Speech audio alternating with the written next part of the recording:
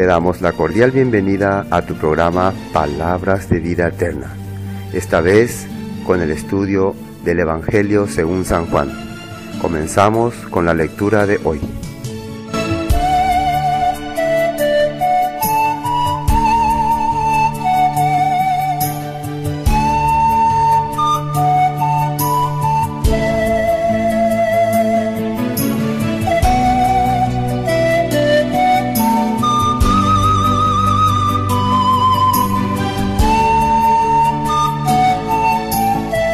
Evangelio según San Juan 21. Después de esto, Jesús se manifestó otra vez a sus discípulos junto al mar de Tiberias, y se manifestó de esta manera. Estaban juntos Simón Pedro, Tomás, llamado el Dídimo, Natanael el de Caná de Galilea, los hijos de Zebedeo y otros 2 de sus discípulos. Simón Pedro les dijo: «Voy a pescar». Ellos le dijeron: «Vamos nosotros también contigo». Salieron, pues, y entraron en una barca, pero aquella noche no pescaron nada. Cuando ya iba amaneciendo, se presentó Jesús en la playa, pero los discípulos no sabían que era Jesús, y les dijo: «Hijitos, ¿tenéis algo de comer?» Les respondieron: «No». Él les dijo: «Echad la red a la derecha de la barca y hallaréis». Entonces la echaron, y ya no la podían sacar, por la gran cantidad de peces. Entonces, aquel discípulo a quien Jesús amaba dijo a Pedro: «Es el Señor». Simón Pedro, cuando oyó que era el Señor, se ciñó la ropa, porque se había desposado de ella, y se tiró al mar. Los otros discípulos fueron con la barca, arrastrando la red llena de peces, pues no distaban de tierra sino como 200 codos. Al descender a tierra, vieron brasas puestas y un pescado encima de ellas y pan. Jesús les dijo: «Traed de los peces que acabáis de sacar». Subió Simón Pedro y sacó la red a tierra, llena de grandes peces, 153, y aun siendo tantos, la red no se rompió. Les dijo Jesús: «Venid, comed». Y ninguno de los discípulos se atrevía a preguntarle: «¿Tú quién eres?», sabiendo que era el Señor. Vino pues Jesús, y tomó el pan y les dio, y asimismo del pescado. Esta era ya la tercera vez que Jesús se manifestaba a sus discípulos, después de haber resucitado de los muertos. Realmente agradecido con Dios por todas las cosas que nos ha permitido aprender y conocerlo y pasar en este tiempo, ¿no? Llegando ya a esta altura del libro de San Juan. No sé con qué magnitud ustedes toman, ¿no?, cada vez que compartimos un libro, tal vez como un libro más, un culto más, pero en mi caso es como que estuviera realmente recibiendo una enseñanza así, como ya me siento como que estuviera ahí, como si estuviera viviendo estas escenas, estas cosas, así me siento, ¿no?, de tanto compenetrarme en estos temas. Y es tan interesante, tan importante y tan especial que aún a veces, como decía al apóstol Pablo, las muchas letras te tienen loco. Ya parece que uno se vuelve loco ya de hablar así. Pero es porque realmente Dios está atrapando, ¿no?, el corazón de una persona. Está, como se puede decir, conquistando, agarrando, amarrando cada día, como para no soltarle más.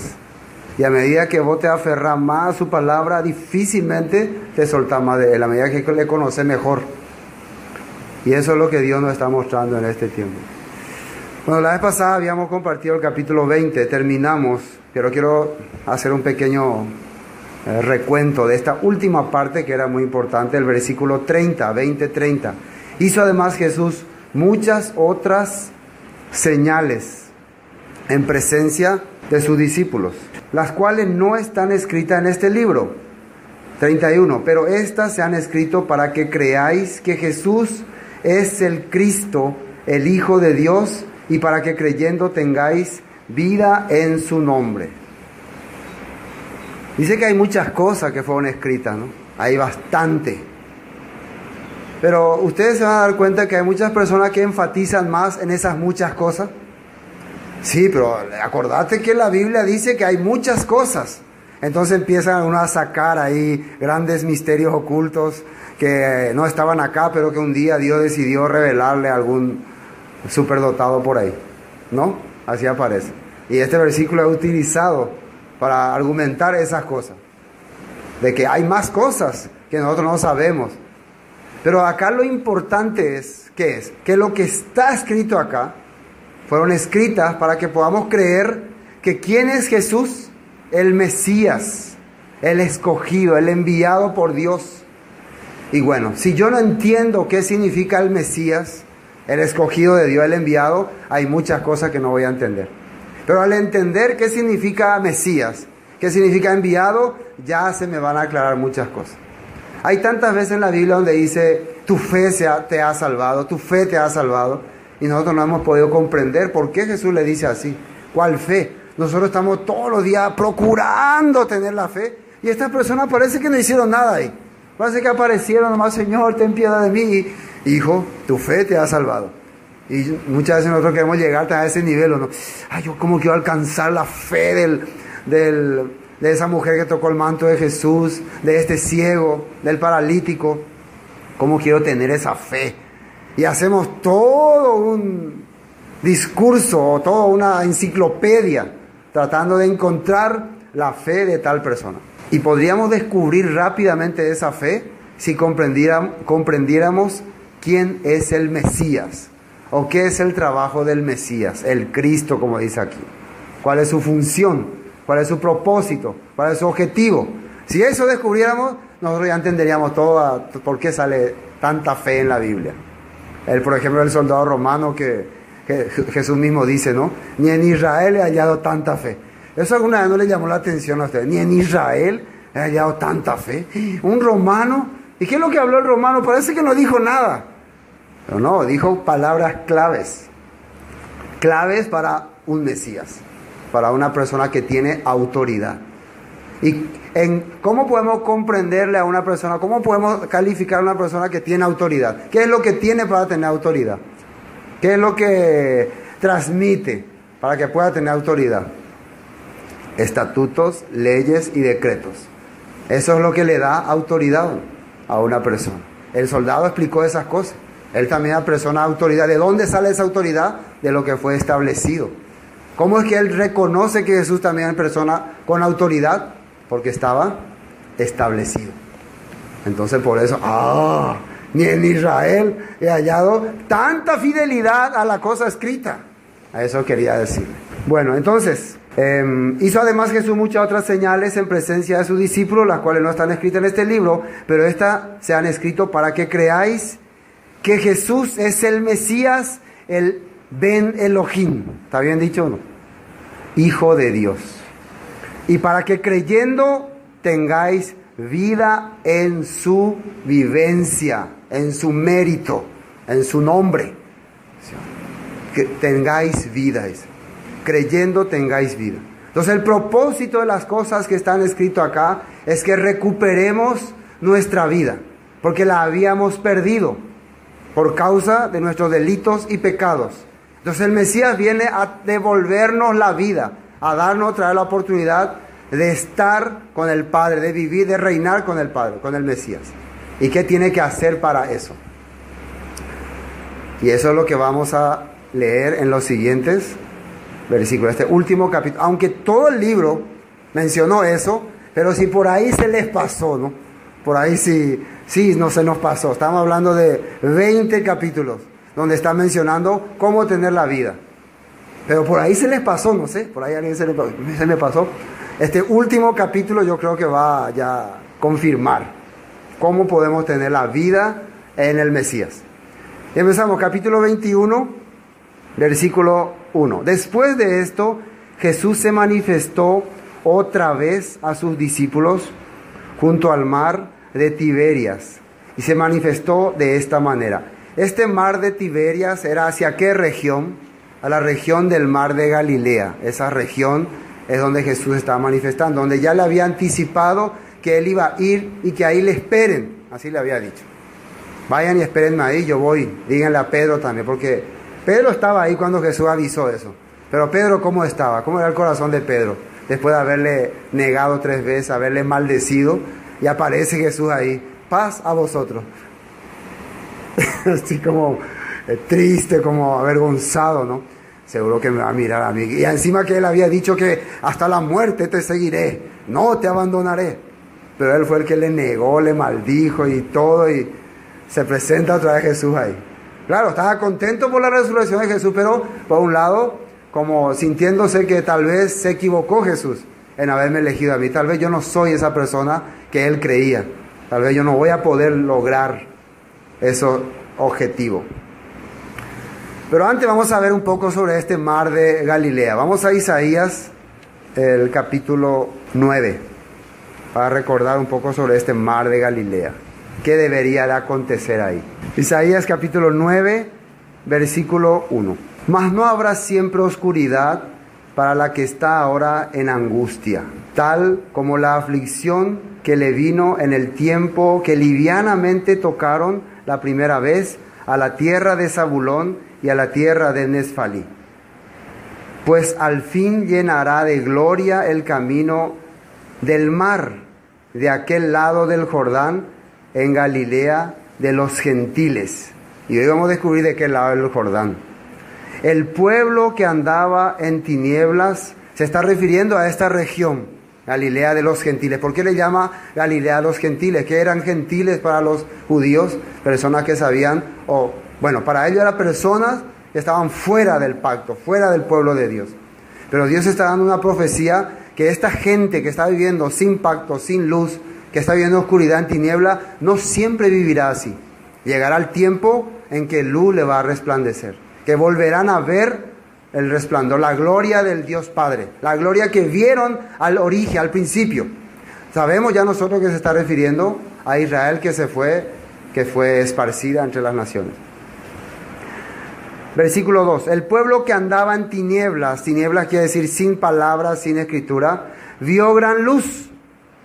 Los que moraban en tierra de sombra de muerte, luz le resplandeció sobre ellos. Multiplicaste la gente y aumentaste la alegría. Se alegrarán delante de ti, como se alegran en la siega, como se goza cuando reparten despojos.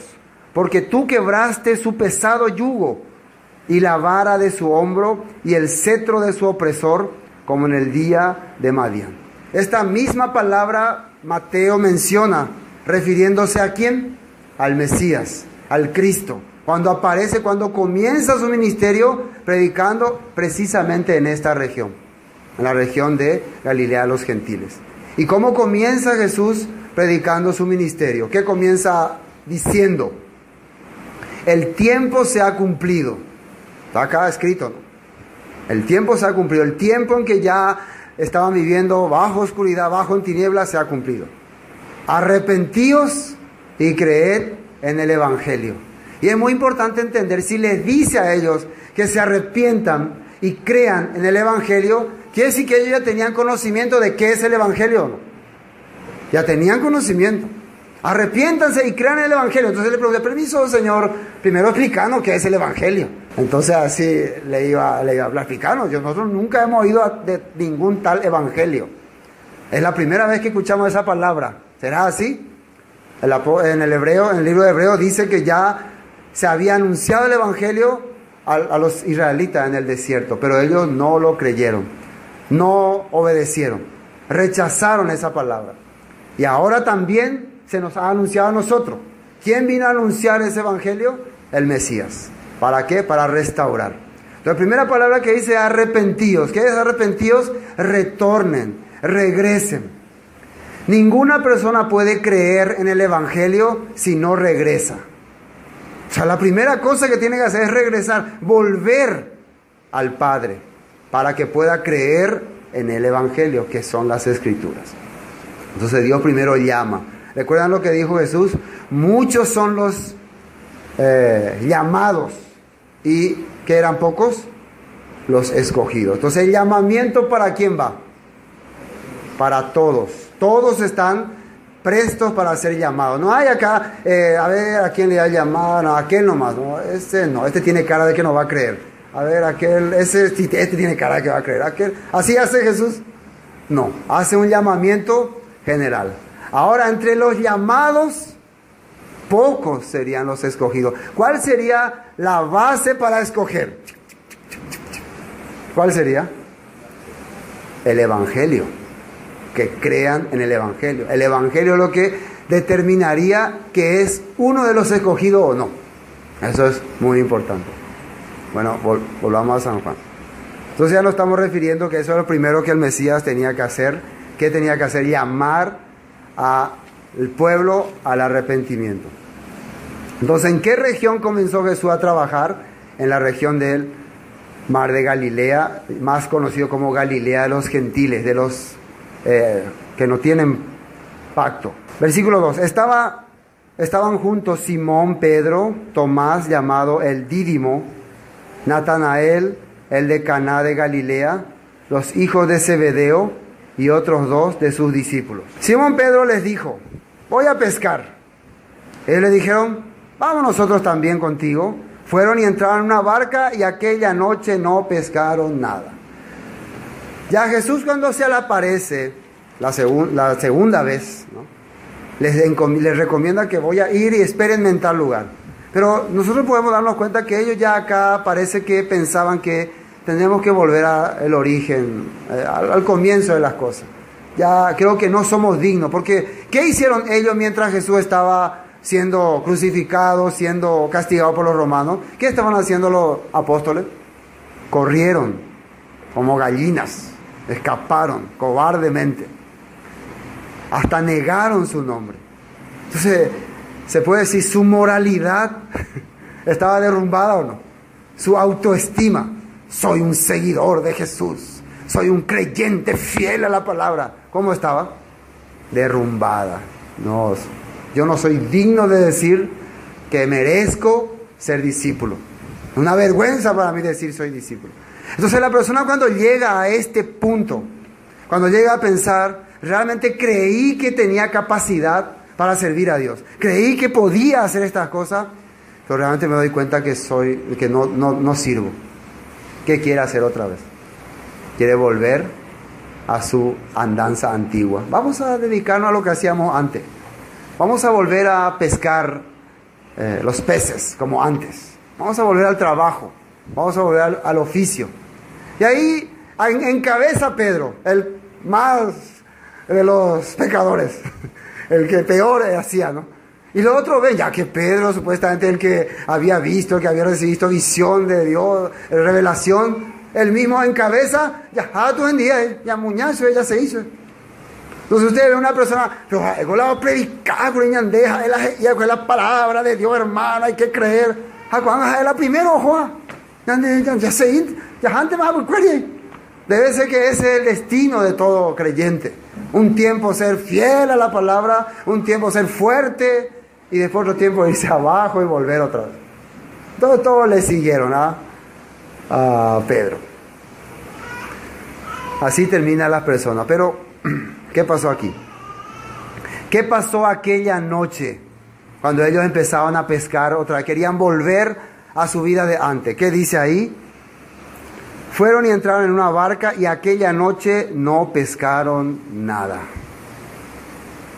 ¿Por qué ellos habían comenzado el camino hacia Dios? ¿Qué es lo que le había motivado a seguirle a Dios? ¿Qué es lo que le había empujado a seguirle a Dios? El fracaso, ¿no?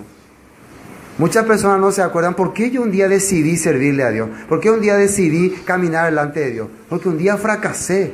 Yo era un fracasado. Yo perdí toda esperanza. Después llegó a tener mucho conocimiento, mucha sabiduría, llegó a ser exaltado por los hombres, y un día ya su exaltación fue lo que fracasó, y ya por no querer pasar humillación se va nomás. Ya no es más que se va por fracaso, sino por vergüenza, porque quiere ser, es igual el rico que toda la vida fue rico y un día llega a ser pobre y no quiere aceptarlo. No, yo no acepto que soy pobre, no acepto que tengo necesidad. No quiere aceptar su fracaso. Pues yo quiero leer una parte para recordar. Vamos a San Lucas capítulo 5. Recordando lo que había acontecido. Vamos a leer versículo 1, San Lucas capítulo 5, versículo 1. Dice así: Aconteció que estando Jesús junto al lago de Genezaret, el gentío se agolpaba sobre él para oír la palabra de Dios. Y vio dos barcas que estaban cerca de la orilla del lago, y los pescadores, habiendo descendido de ella, lavaban sus redes. Y entrando en una de aquellas barcas, la cual era de Simón, le rogó que la apartase de la tierra un poco, y sentándose enseñaba de la barca a la multitud. Siempre cuando aparece multitud, representa a mucha gente que sigue a Dios. Siempre los seguidores de Dios, de Jesús, son multitud. Pero los que realmente están escuchando la palabra son algunos pocos. Cuando terminó de hablar, dijo a Simón: boga mar adentro y echad vuestras redes para pescar. Y fíjese lo que respondió Pedro. Respondiendo Simón le dijo: Maestro, toda la noche hemos estado trabajando y nada hemos pescado, mas en tu palabra echaré la red. Y habiéndolo hecho, encerraron gran cantidad de peces y su red se rompía, dice. Encerraron gran cantidad de peces, pero su red no aguantaba. Era una red que no estaba preparada. Si la red se rompe, ¿qué pasa con los peces? Se vuelven a ir, se vuelven a escapar, ¿no? Cuando una persona tiene una doctrina medio mundano y medio bíblico, es como una red que está presta para romperse. No es una red buena, ¿no? Pero por más que están sacando cantidad de peces, pero el que la red se rompía es que estos todavía no tienen una buena doctrina. Aunque Pedro está diciendo: en tu palabra echaré la red. Pero ¿qué sigue diciendo? Versículo 7. Entonces hicieron señas a los compañeros que estaban en la otra barca para que viniesen a ayudarles. Y vinieron y llenaron ambas barcas de tal manera que se hundía. ¿Qué pasa con la barca? Se hundía también. ¿Se acuerdan cuando Jesús le dijo a sus discípulos: crucemos al otro lado? Y ellos, mientras cruzaban, ¿qué apareció en ese momento? Una gran tempestad, una fuerza que los quería hundir, y ellos se estaban desesperando. En ese momento Jesús, ¿cómo aparece? Caminando sobre las aguas. Las aguas en la Biblia representan las naciones, el mundo, cantidad de personas. ¿Qué es lo que las naciones querían hacer con los discípulos? Los discípulos que representaban las 12 tribus de Israel querían hundirlos. Otra vez acá, por más que están recuperando peces, están rescatando peces que representan los perdidos, el pueblo perdido de Dios, pero la barca en que ellos están, ¿puede sostenerla? Se hundía y dice: nos hundimos. No está preparada todavía. Sigamos. Versículo 8. Viendo esto, Simón Pedro cayó de rodillas ante Jesús, diciendo: apártate de mí, Señor, porque soy hombre pecador. Y ahora nosotros entendemos por qué es hombre pecador. ¿Qué es pecador? Una persona que se opone a la ley de Dios. ¿Qué sería lo que Jesús estaría predicando antes de decirle a Pedro: boga mar adentro? ¿Qué es lo que él estaría enseñando? Si dice que el evangelio, que vuelvan al evangelio, ¿qué sería lo que él estaba enseñando? La palabra de Dios, las leyes de Dios, el retornar a la fe. Y en ese momento el corazón de Pedro, ¿cómo estaba?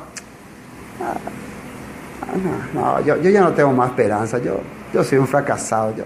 Hasta que Jesús le habla: Pedro, no tengas, ¿cómo dice la Torá? ¿Cómo dicen los escritos? ¿En dónde hay que poner la confianza? ¿Qué estás escuchando ahora? ¿Qué estás oyendo? Está bien, conforme a esa palabra, vamos, echaré la red. El que confía en Dios, pero realmente en su corazón, ¿cómo estaba pensando? Él no confiaba en Dios. Ahora reconoce: soy una persona que estaba viviendo sin guía de Dios, sin palabra de Dios. Apártate de mí. No soy digno de que me escojas, de que me llames. ¿Qué le dice Jesús? Porque por la pesca que habían hecho, el temor se había apoderado de él y de todos los que estaban con él. Asimismo de Jacobo, de Juan y hijo de Zebedeo, que eran compañeros de Simón. Pero Jesús le dijo a Simón: no temas.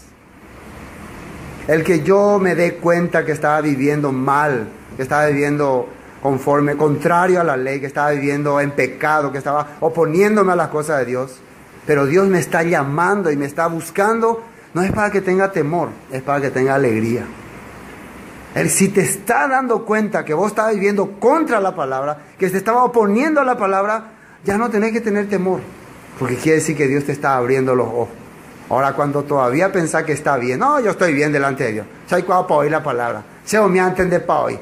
Yo conozco todo la Biblia, yo ya aprendí hace mucho, yo ya tengo la gracia, yo tengo la fe, yo soy salvo, yo no tengo problema, yo no necesito que me anden enseñando. Cuando así tenés el corazón, ahí sí tenés que tener miedo, ahí sí tenés que asustarte, ahí sí tenés que tener temor.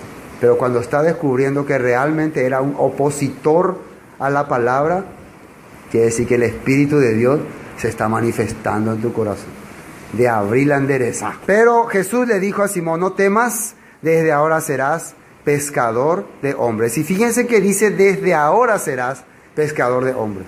¿Y cuánto tiempo iba a transcurrir? 3 años y medio. Pero para Jesús ya estaba ¿en qué capítulo? Él estaba ya en San Juan 21. Acá no. Jesús ya estaba en San Juan 21. A Pedro le faltaba todavía muchas cosas. Él ya estaba viendo todo lo que iba a acontecer. Pero ya le dijo, desde ahora te digo, serás pescador de hombres. Y esta palabra es una palabra profética que Jesús ya había también, ya se había preparado en la Biblia. Vamos a ver Jeremías 16. Jeremías 16. ¿A qué se estaba refiriendo Jesús? ¿Por qué Jesús vino buscando pescadores? ¿Qué es lo que él estaba queriendo hacer? ¿En qué región Jesús estaba buscando los pescadores? Región de Galilea de los gentiles, gente que vivía sin palabra. ¿Qué es lo que él estaba tratando de restaurar? El pueblo caído de Dios. Jeremías 16, 16. He aquí que yo envío muchos pescadores. Esto se está refiriendo en el tiempo que el pueblo estaba a punto de ser llevado cautivo por Babilonia, y que Dios también le prometía que en el postrer tiempo Dios iba a enviar, ¿qué dice acá? Pescadores. ¿Qué hacen los pescadores? Te atraen o no. Te muestran o sea, a los peces, ¿qué hacen los pescadores? A los peces le muestran una carnada y le atraen, ¿no? El pez viene y cae. Y aquí yo envío muchos pescadores, dice el Señor, y los pescarán. Y después enviaré muchos cazadores y los cazarán por todo el monte, por todo el collado y por todas las cavernas de los peñascos. Ya que el pueblo se endureció, ya que el pueblo no queremos ir en pos de Dios. Ave de Yaputata, ¿qué iba a venir después? ¿Quiénes son cazadores? Pueblos que empezarían a perseguirlos, a maltratarlos. Sí, y después, ya que el pueblo no aceptó al profeta, a los profetas, que traían la palabra, que traían el evangelio, que traían el corazón de Dios, para que ellos vuelvan a Él, ¿qué vino detrás de ellos? Bueno, si no aceptaron esto, detrás vienen cazadores terribles, terribles. Entonces esto ya se estaba profetizando y anunciando. ¿Qué pasó cuando los apóstoles empezaron a predicar? ¿Qué hicieron? El pueblo judío los rechazaron, los apedrearon, algunos los mataron.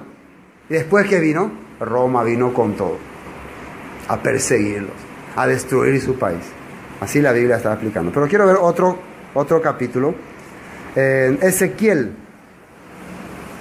capítulo 47, una palabra profética para los últimos tiempos. Para los últimos tiempos. En ese versículo estaba mencionando que en los posteriores tiempos se iba a echar una gran red fuerte y que iban a venir muchos peces y todos iban a quedar ahí. Cuando se profetizaba sobre un río que iba a correr, que iba a crecer. No sé si ustedes conocían la profecía del templo que crece el río. 47:10. ¿Qué decía ahí? A ver, pueden leer. Y junto a él estarán los pescadores, y desde Engadi hasta Eneglaim será su tendedero de redes, y por sus especies serán los peces tan numerosos como los peces del mar grande. Ahí está. Como los peces del mar grande. Por sus especies serán... O sea, Dios está profetizando que un tiempo va a estar recogiendo y rescatando muchos peces. Para tener en cuenta esta parte de por qué Jesús llamaba a pescadores. Ahora San Mateo 4:18. Andando Jesús junto al mar de Galilea, vio a 2 hermanos, Simón llamado Pedro y Andrés su hermano, que echaban la red en el mar porque eran pescadores. Él los vio. Atiendan bien esta vista de Jesús. 2 hombres echando la red en el mar. Ya en la mente de Jesús que estaba su pueblo perdido entre las naciones, y él cumpliendo la profecía de Jeremías de enviar pescadores para que los pescaran. Esto van a ser mis discípulos. Esto es lo que estaba haciendo Jesús, era cumplir una profecía. Bueno, volvamos a San Juan. San Juan 21. No pescaron nada, versículo 3. Versículo 4. Cuando ya iba amaneciendo, se presentó Jesús en la playa, mas los discípulos no sabían que era Jesús. Aparece Jesús. ¿Qué les parece a usted? Él que le había encomendado a sus discípulos que hagan.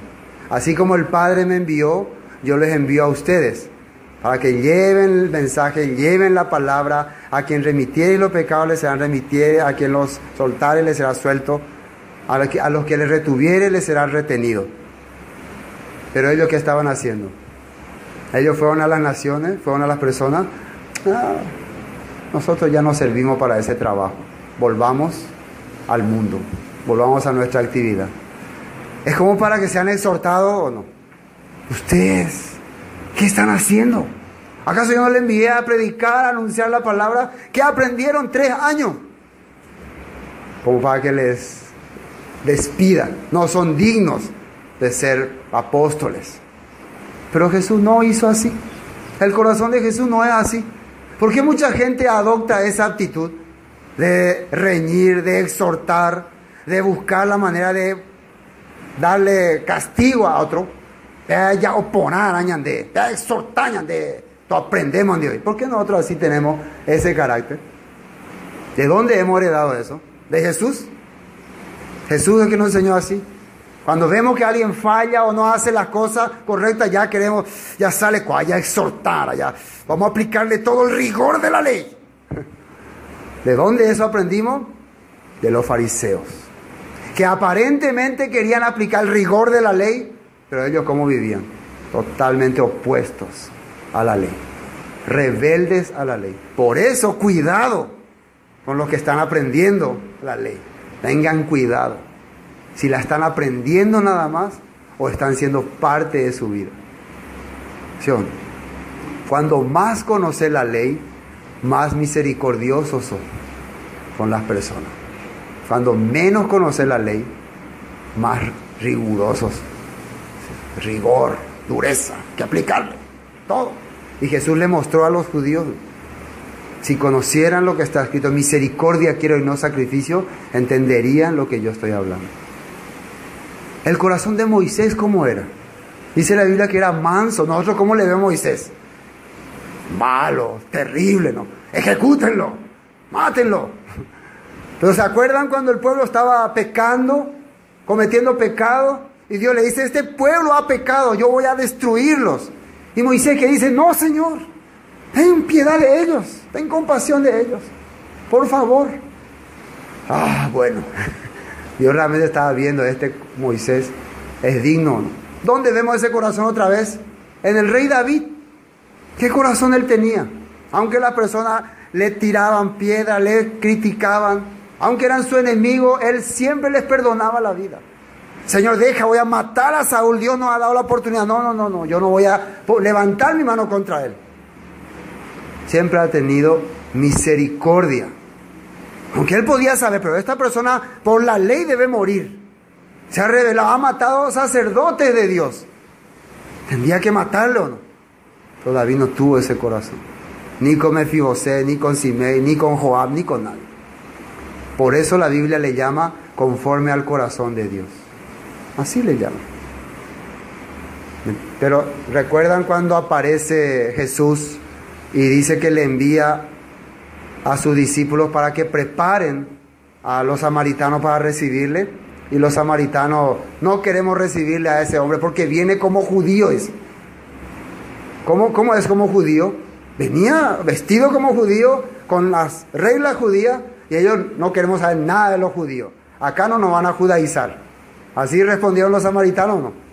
¿Y qué dijeron los discípulos de Jesús que fueron enviados? Señor, ordénanos para que caiga fuego y los consuma. Así dijeron ellos, ¿no? Imagínense si los discípulos estaban al mando, si estaban al cargo. Ya, pobres samaritanos, ¿no? Ya estarían todos rostizados. ¿En dónde ellos sacaron esa teoría? ¿Era bíblica? era bíblica. Sodoma y Gomorra también se opuso a la verdad y Dios envió fuego y los consumió. Estamos haciendo algo bíblico, según la Biblia. Están rechazando al Mesías que quiere venir a reinar sobre ellos. Hay que consumirlos.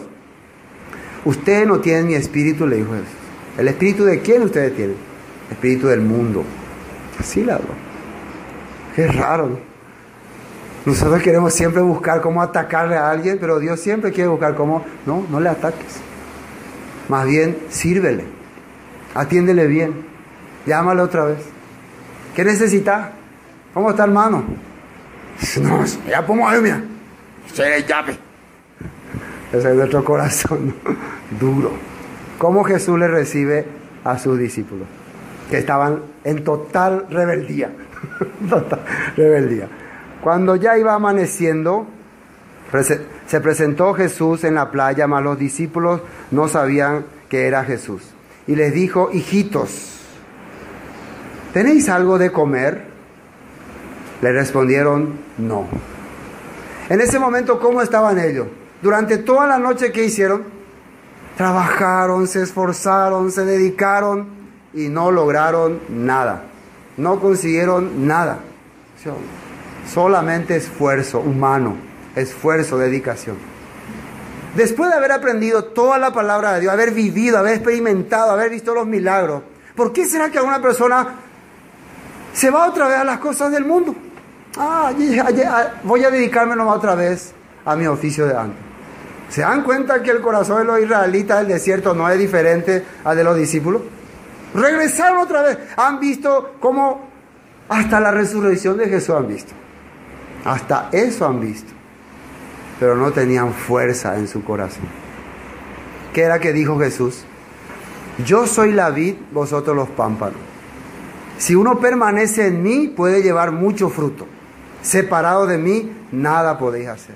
Jesús le está queriendo hacer entender a ellos: si yo no estoy con ustedes, nada no pueden hacer. Nada incluye ni trabajo del mundo. Incluye eso. Ni trabajo del mundo no van a hacer. Yo no entiendo. Antes de que yo conozca el camino de Dios, me vivía feliz, me iba bien. Ahora parece que todo me va mal. Parece que todo sale mal. Parece que todo está mal. Parece nomás. Realmente con ese mismo corazón hay muchas personas también que no conocen a Dios, pero igual parece que está bien. También le va a desastre. Pero una persona que ya conoció el camino de Dios no puede más satisfacerse ni saciarse con las cosas del mundo, a menos que su corazón haya volteado, haya decidido en su corazón: esto no es lo que yo quiero volver a Egipto. Y ahí sí le espera la muerte. Esa es la respuesta, claro. Pero si vos sos una persona que realmente espera el reino de Dios, pero por tu corazón débil empezar otra vez a seguir al mundo, no vas a poder sentirte bien. Así cuando gire para Egipto, vas a caminar hacia Egipto y vas a empezar a pensar qué hay en Egipto, qué implica volver a Egipto. Y no vas a tener felicidad, no vas a tener paz. Paz a vosotros no vas a tener, sino amargura. ¿Tienen algo de comer? ¿Qué respondieron ellos? No. Ya, están como al principio, están sin nada. Ese era su origen. ¿Por qué no recuerdan? Le está diciendo: conmigo pueden tener todas las cosas. Yo le ofrecí un reino, reinar, y ustedes no pueden ni siquiera sacar a los peces del mar. Ni siquiera eso pueden hacer. Su red se rompía, su barco se hundía. Tienen que cambiar de red y de barca. Esta vez su red tiene que ser el Evangelio. Su barca tiene que ser Jesucristo. Así, esa barca no se hunde, esa red no se rompe. Así está profetizado en la Biblia. No tenemos nada que comer. Él les dijo: echad la red a la derecha de la barca y hallaréis entonces, y la hallaréis. Entonces la echaron y ya no podían sacar por la gran cantidad de peces. La derecha, una vez más, desde la posición de los israelitas, la posición de Israel, la derecha, ¿hacia qué región indicaría? ¿Hacia qué lugar? Galilea de los gentiles. Y si te va más, mar Mediterráneo. Y si te va más, Si te vas más, España, África, ¿así es o no? Por allá está Gran Bretaña. Y si te vas más, un mar grande y unas costas. ¿Y qué encontrás más? América. ¿De dónde Dios iba a traer gran cantidad de peces para restaurar su reino? De toda esa región donde fueron llevados cautivos su pueblo. Por eso la derecha representa la región de donde Dios quiere que traigan a esos peces. ¿Se acuerdan que Pablo dónde quería irse? ¿Hacia dónde él quería irse? ¿Recuerdan? ¿Hacia dónde él quería irse? Hacia Asia. ¿Hacia dónde es? Oriente. Entonces allá es occidente. Entonces Pablo ¿hacia dónde quería ir? Hacia el oriente. Dios ¿dónde quería mandarle? Jesús. Hacia occidente. La derecha también representa la misericordia. En el judaísmo, en la costumbre del judío, la izquierda es severidad, dureza. Y la derecha es misericordia. Diciendo, cuando vos le pasas a la izquierda a alguien, cuando vos le pasas a la derecha, tengo misericordia de vos, te paso mi mano. Eso es en el judaísmo, no es bíblico, pero nos sirve también para entender. Dios, ¿qué quería tener de sus discípulos?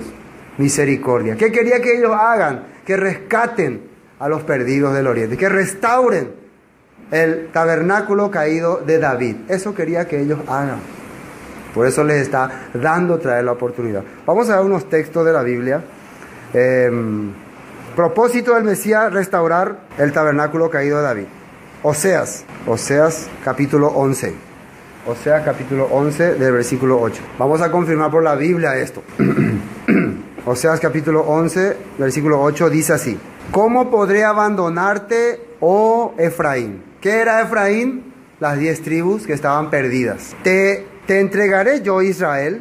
¿Cómo podré yo hacerte como Adma o ponerte como a Seboín?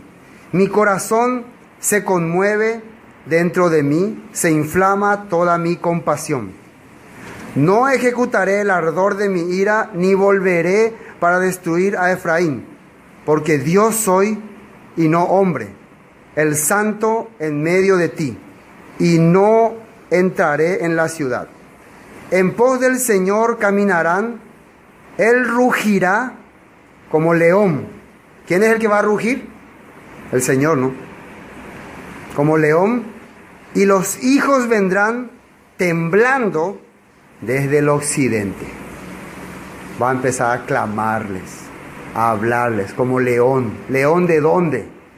León de Judá, para restaurarlos a Israel que se habían perdido desde el occidente. Otro versículo, Amós capítulo 9. ¿Quién es el que va a rugir como león? El león de Judá. ¿A quién se le dice? A Jesucristo, ¿no? La tribu de Judá, para traer a Efraín. No va a dejarle. Dios, su corazón se conmueve, dice. Está desesperado para rescatarle. ¿Cómo voy a perderle a ellos? Por eso, ¿cómo voy a deshacerme de estos discípulos si ellos son los que van a ir a traer a mi pueblo que está perdido? Amós capítulo 9, versículo 11. En aquel día yo levantaré el tabernáculo caído de David. ¿Cuál es el tabernáculo caído de David? Vamos a retroceder en el tiempo. En el tiempo del rey David, las 12 tribus estaban establecidas. Esas 12 tribus eran las mismas que recibieron los 10 mandamientos y la ley en el monte Sinaí. El pacto. Pero ¿qué pasó? Después de David vino su hijo, Salomón, que no vivió conforme a ese pacto, que desobedeció ese pacto. ¿Qué hizo? Adoró ídolos, se casó con mujeres extranjeras, hizo barbaridades. Por causa de no haber cumplido ese pacto, Dios que dijo, voy a dividir el reino. En tiempo de Salomón no lo dividió, pero cuando reinó su hijo Roboán, lo dividió. 2 tribus quedaron para Roboán, Judá y Benjamín, y 10 tribus se fueron con Jeroboán, que era secretario de Salomón, que era de la tribu de Efraín. Por eso a las 10 tribus se les llama Efraín. Ahí fue quebrado, ¿qué cosa? El tabernáculo de David. Fue derrumbado. destruido. Y después se fueron las 10 tribus, adoraron ídolos, y después vinieron los asirios y los llevaron cautivos y se perdieron. Pero la tribu de Judá también siguió el mismo ejemplo, empezaron a adorar ídolos, se empezaron a poner contra la ley, y vino Babilonia y los llevó también cautivos. Y ahí sí fue derrumbado totalmente. Opá, tabernáculo de David. ¿Quién podrá ayudarnos? ¿Quién podrá salvarnos? Es la pregunta. ¿Qué dice aquí? En aquel día, versículo 11, yo levantaré el tabernáculo caído de David, y cerraré sus portillos, y levantaré sus ruinas, y lo edificaré como en tiempos pasados. Y para aquellos sobre los cuales es invocado mi nombre, posean el resto de Edom, y a todas las naciones, dice el Señor, que hace esto. He aquí vienen días, dice el Señor, en que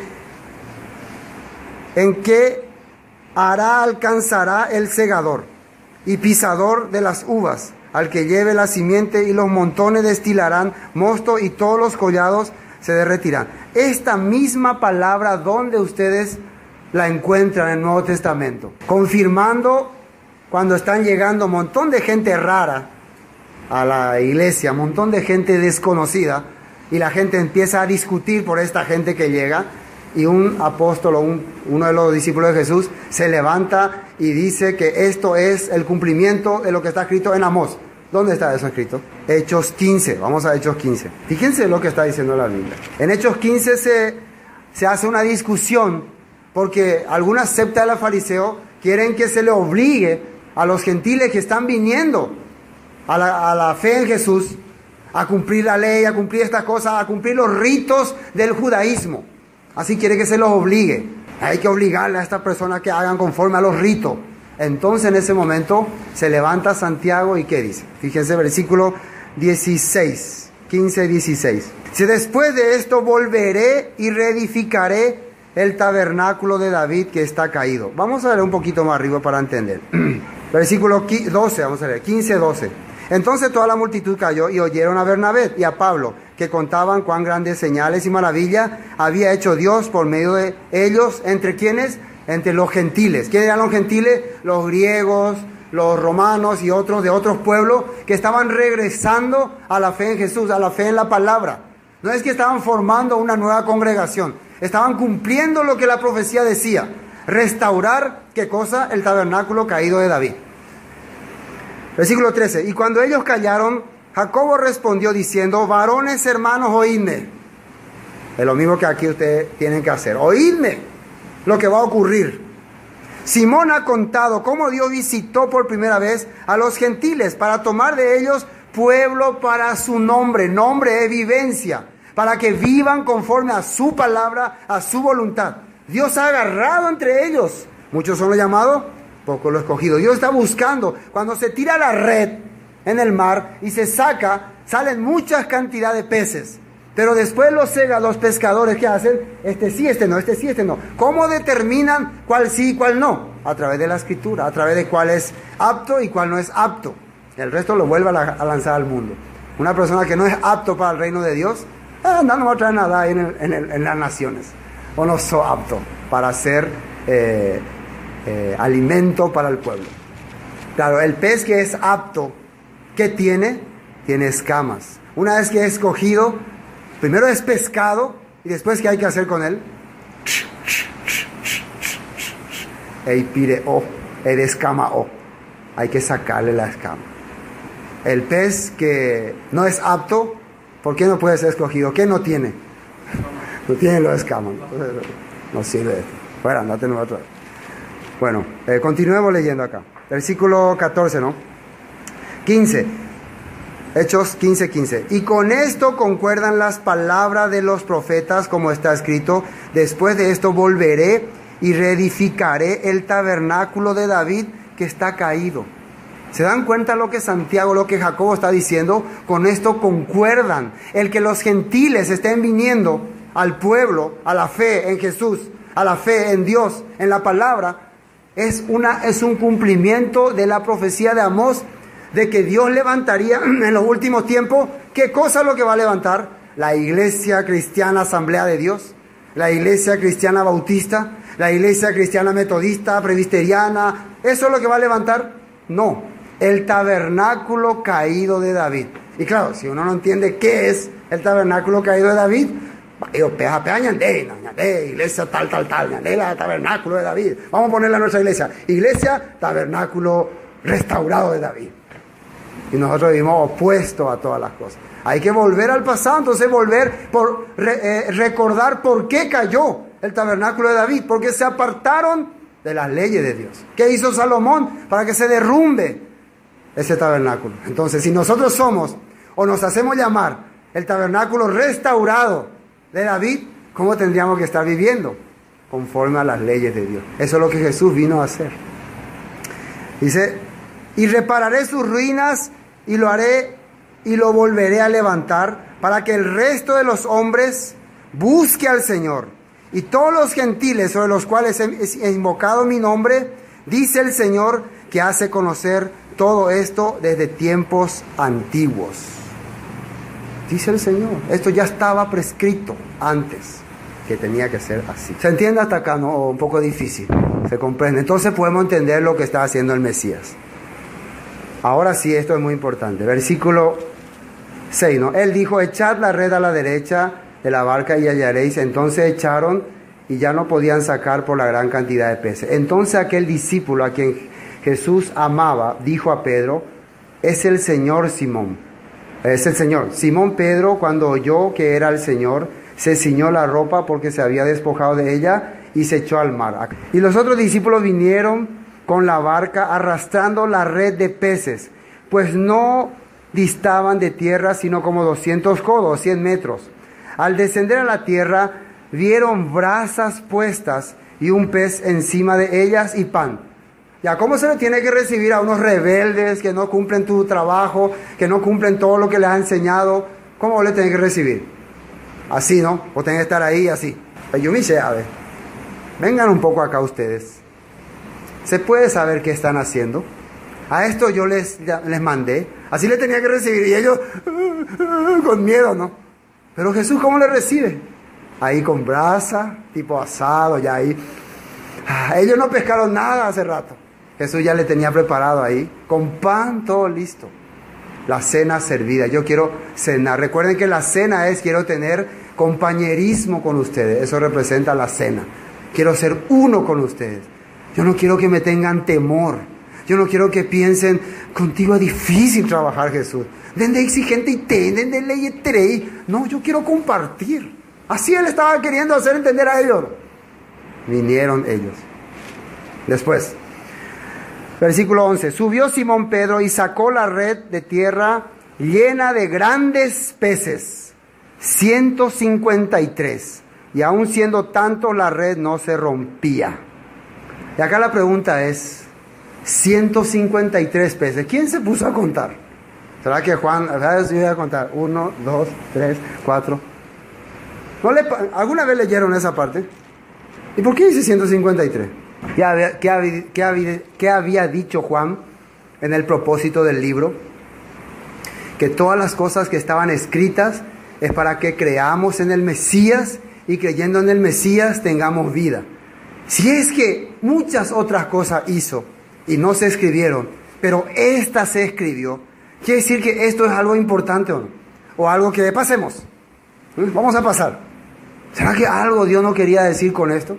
Algo tenía en mente, algo quería que entendamos en esta generación, algo quería Él mostrarnos.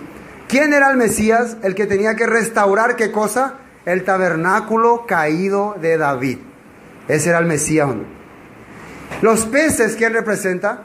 Precisamente su pueblo que fue esparcido entre las naciones. ¿Dónde era la nación? El mar de Galilea, Galilea de los gentiles. ¿Qué está haciendo Jesús? Ahora una red que no se rompe, un barco que no se hunde.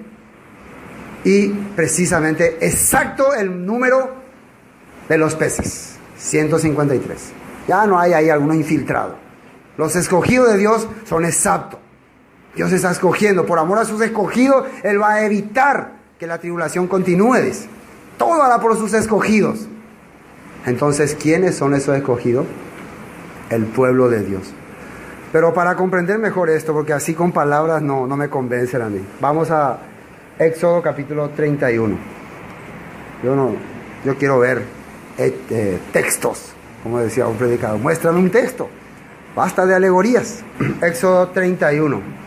Y esto me van a entender bien. Esto necesito su atención. Primero vamos a leer y después voy a pasarle a mostrar unos jeroglíficos que tengo preparados. Éxodo 31, versículo 1. Habló el Señor a Moisés diciendo: mira, yo he llamado por nombre a Bezalael, hijo de Uri, hijo de Ur, de la tribu de Judá. ¿De dónde era este Bezalael? ¿De qué tribu? De la tribu de Judá, la misma tribu de donde sale ¿quién? Jesús, el Mesías. Versículo 3. Y lo he llenado del Espíritu de Dios. El Espíritu de Dios es igual que el Espíritu Santo, porque Dios es santo, ¿sí o no? Entonces el Espíritu Santo. ¿Quién sale en la Biblia que el Espíritu de Dios está sobre mí? Decía. ¿Quién dice? Porque me ha ungido para dar buenas nuevas a los pobres. ¿De quién está hablando? De Jesús, el Mesías. Casualmente esta persona también está lleno del Espíritu de Dios. En sabiduría y en inteligencia, en ciencia y en todo arte. Todo arte. ¿Quién era que en la Biblia sale que crecía con mucha sabiduría e inteligencia? El Mesías. Crecía en sabiduría e inteligencia. Pero esto no es importante. ¿Para qué? ¿Qué es el propósito de esta persona que Dios está escogiendo aquí? El 4, ¿no? Para inventar diseños, para trabajar en oro, en plata y en bronce. Y artificio de piedras para engastarlas, y en artificio de madera para trabajar en toda clase de labor. ¿Para qué fue escogido esta persona?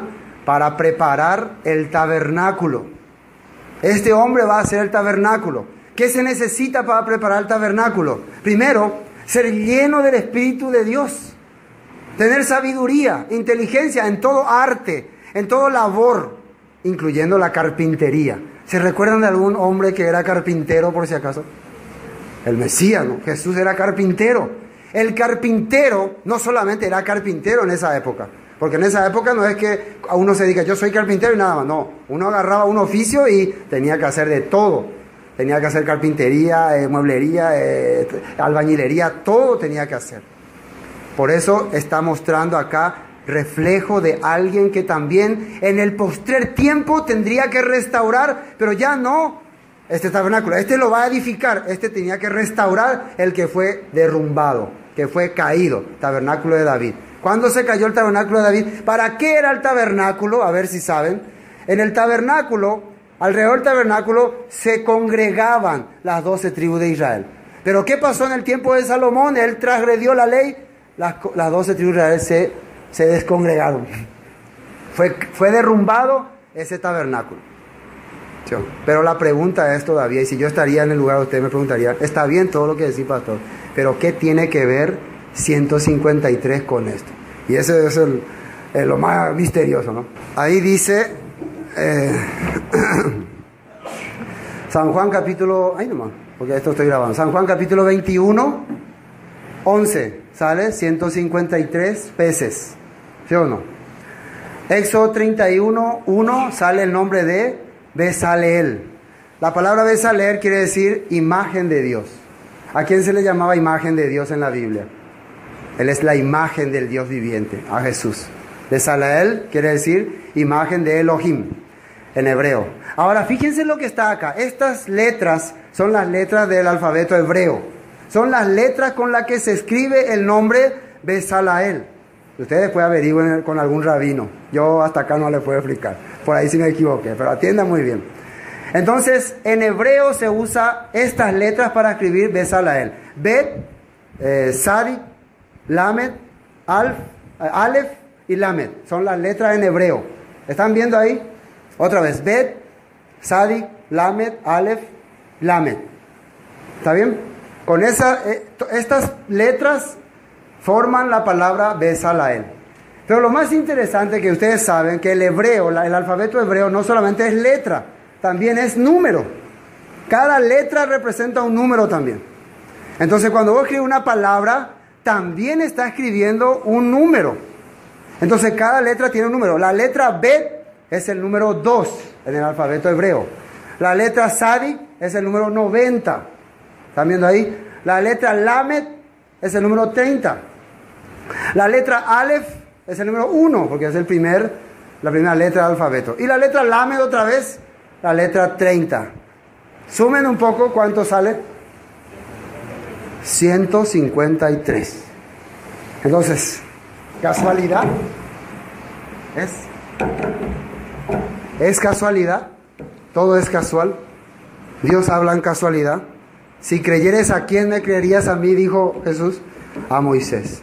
¿Por qué las personas se rehúsan todavía a negar estas cosas?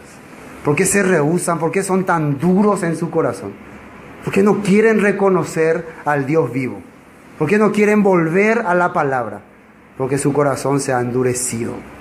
Por eso Dios no les abre el entendimiento. A medida que vos estás buscando más realmente a tu Dios, Dios te va a ir abriendo y te va a ir mostrando más claramente. Entonces ahí, ¿por qué eran 153? Ellos son el tabernáculo caído de David, que estaban siendo restaurados por el Mesías, por Jesús. Está cumpliendo la palabra. Eso eran esos 153 peces, que tienen que ser sacados de entre todas las naciones. ¿Sabe que nosotros estamos entre ellos? Nosotros también somos parte de esa restauración. Si somos parte de esa restauración, Dios nos tiene que ir abriendo entonces el entendimiento. Nos tiene que ir sacando las escamas. Nos tiene que ir limpiando, purificando. Entonces, ¿por qué algunos se rehúsan? No me saque la escama. Si no te saco la escama, no vas a poder ser un pez rico para ser comido por los apóstoles. No vas a poder ser parte de los apóstoles ni de Jesús. Ese pez que estaba siendo cocinado ahí, antes de ser cocinado, ¿qué se hizo?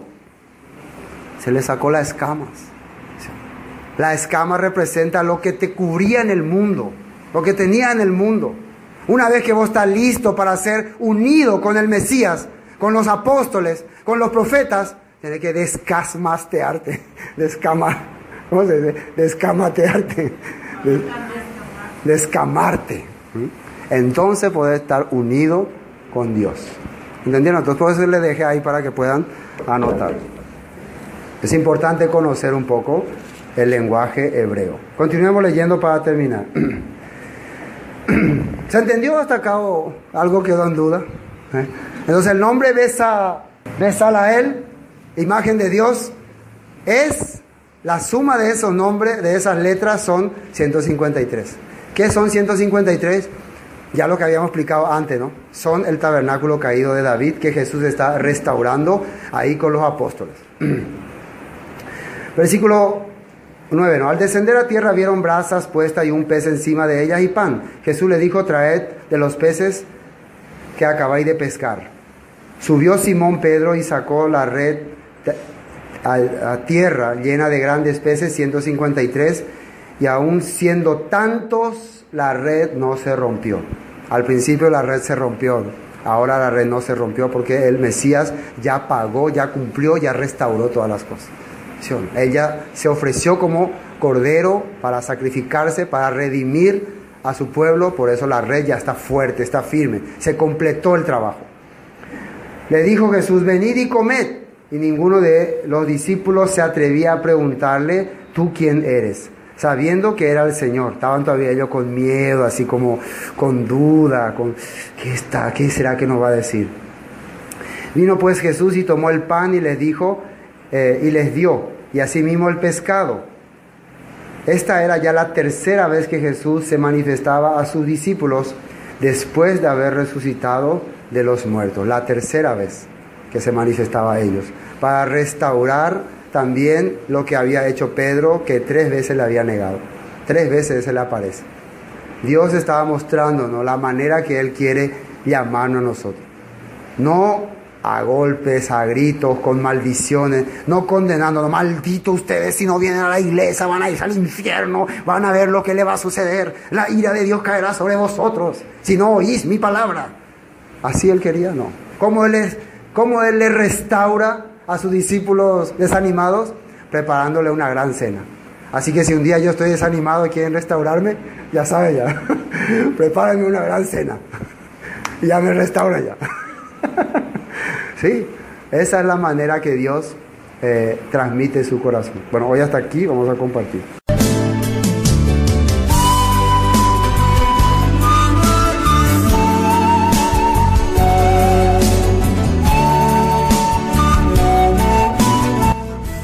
Esto fue Palabras de Vida Eterna, el estudio del Evangelio según San Juan. Cualquier consulta sobre el tema de hoy al número 0981 60 46 77. Bendiciones y hasta pronto.